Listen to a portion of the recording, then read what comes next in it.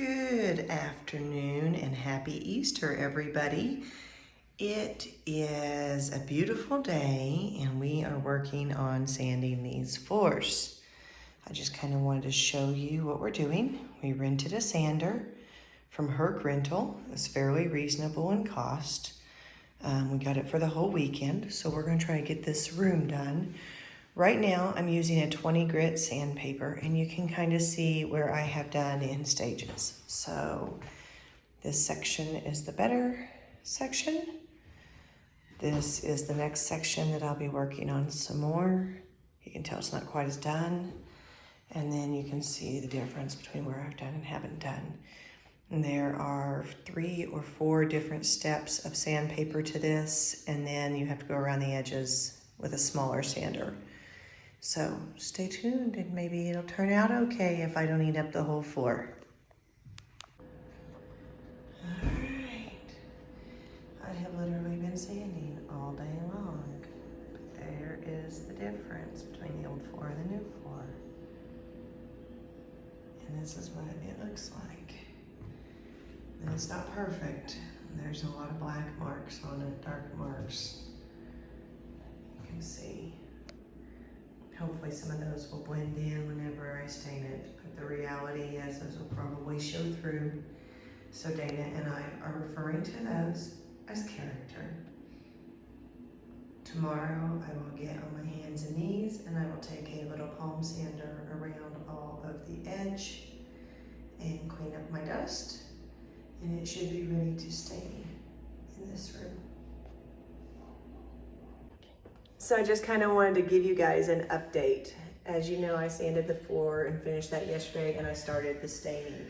We chose a Sherwin-Williams espresso stain. It's a little bit darker, which is what we were after because there's so much damage on the floor. It helps hide that. I got a polyurethane that says it does not need to be sanded. So I'm about to finish this room and then I will polyurethane it hopefully tomorrow morning, if not Thursday. And by the end of this, or by the middle of this weekend, this room should be done and ready to move into. So I polyed the floors today. This poly doesn't need sanded. You're supposed to put a coat down and go back over it in 3 to 4 hours with a second coat. And if you let it dry for more than 12 hours, then you have to sand it to make the second coat stick. So I did it and I let it sit for 3 hours. And I cleaned off a pair of shoes that were older that I didn't care much about. And I walked into this room. And every step I took, I could see the print of that shoe. And I thought, oh my God, my shoe is dirty.